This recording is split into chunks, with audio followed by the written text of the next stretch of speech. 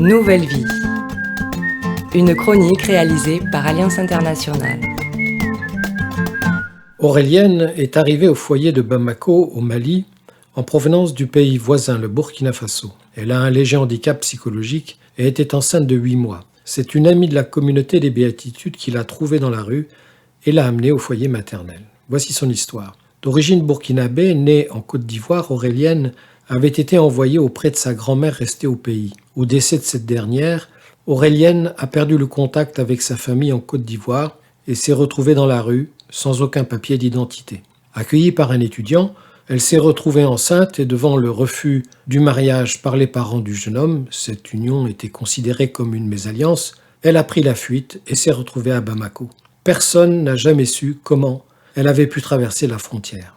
Accueillie dans le foyer de Bamako, elle a pu donner le jour à son fils, Laurent. Désirant retrouver sa famille en Côte d'Ivoire, elle est quand même restée au foyer pendant 2 ans, le temps que se déroule une enquête et des recherches.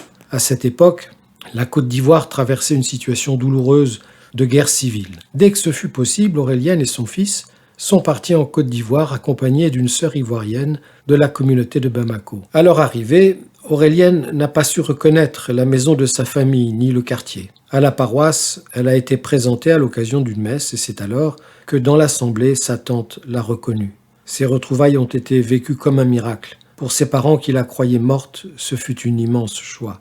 De retour dans sa famille, le grand-père a adopté son petit-fils qui d'ailleurs lui ressemble, dit-on.